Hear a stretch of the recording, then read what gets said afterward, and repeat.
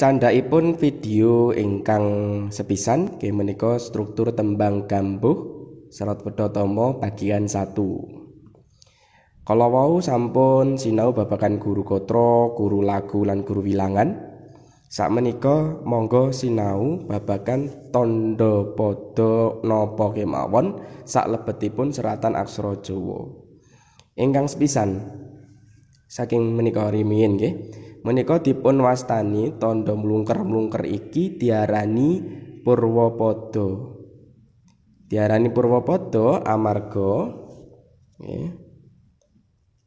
Purwapada, purwa kuwi awal, pada kuwi bait. Dados tandha menika dipun serat, dipun tulis sak ngarepe baris pertama ing saben tembangi utawi saben padane tembang.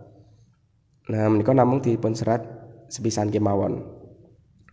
Wonten awalan tembang. Lajeng Purwapada menika ugi wonten ingkang ngarani mangajaba.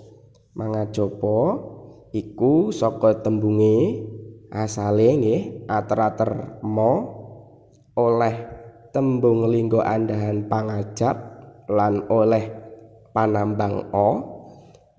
Tembung lingga andhahan pangajap iku dhewe asale saka menawi rimbake saka ater-ater panasal utawi pang lan tembung lingga ajab kuwi basa Indonesiane harap, basa Jawane pengarep-arep utawa sing diarep-arep. Mongko pangajap basa Indonesiane berharap. Mangajaba basa Indonesiane berharaplah atau artinya berharaplah. Nah, menawi tulisan mlungker-mlungker iki piye Pak? Pripun Pak? Kados pundi Pak kok saged dipun maos mangajaba? Lah menika namung otak-atik ipun Pak Guru dereng adhedhasar penelitian ngaten nggih. Kangge ngampilaken kemawon carane nulis Purwapada. Ning kene enek huruf ma, mo, wonten huruf ngo, enten huruf ja, lajeng wonten huruf pa. Dipun eja kemawon. Mo, kira-kira sing mirip mo bentuke sing iki. Nah, kajukuk saka perangane huruf mo menika. Lajeng ngo. Nggih, huruf ngo sing iki mirip huruf ngo menawi kula tutup ngeten dados huruf ngo. Nah, kados menika ngo. Lajeng huruf ja. Huruf ja mboten wonten Pak. Huruf ja utawi aksara ja menika wujudipun kados mekaten. Nanging pasanganipun sami kalian wangunan dhuwur menika sami, nggih. Lajeng pa, nggih pa kira-kira menika hurufe. Dados menika dipun waos mangajaba atau berharaplah. Lah mangajaba menika wonten ingkang dipun wastani mangajaba becik. Iki mangajaba becik wujude kaya ngene iki. Kedadean saking niki wau diarani Purwapada. Lajeng tandha centang-centang koma iki diarani pada pancak ngapit loro nggih. Ngajeng kalih wingking. Lajeng wonten huruf ba, lajeng wonten pasangan ca. Huruf ba menika saged dipun konotasikan menjadi swara be. Lajeng pasangan ca menika saged dipun konotasikan menjadi swara c.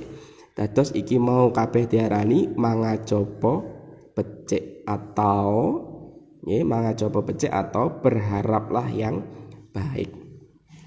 Fungsine kangge napa Pak? Kangge miwiti tembang, kangge miwiti nulis tembang. Wayang ingkang utaminipun wujudipun tembang.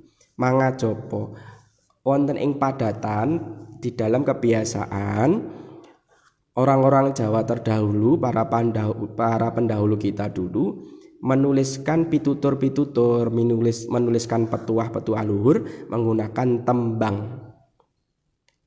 Karena apa? Mudah untuk dihafalkan. Seperti anak-anak menghafalkan lagu itu lebih mudah daripada menghafalkan teori yang berada dalam buku teks.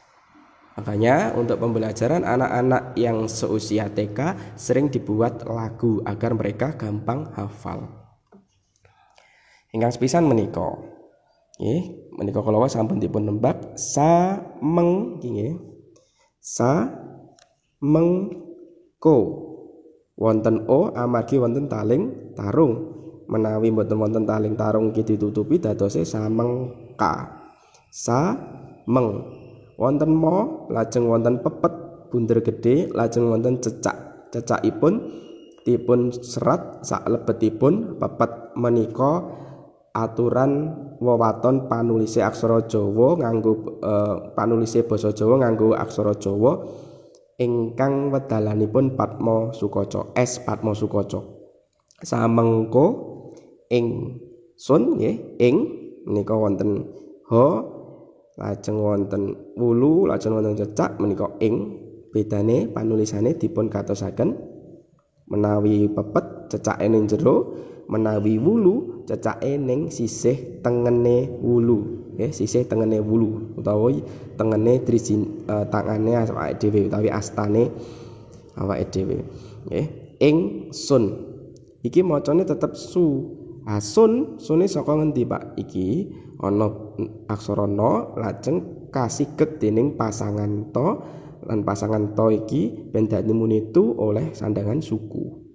Semanten ugi menika wonten huruf to sing nomor 2 iki lajeng menika wonten u nomor 2 lajeng wonten sandangan layar gantine aksara r dados diwaca samengko ingsun tutur 1 2 3 4 5 6 7 guru wilanganipun gatra sepisan wonten 7.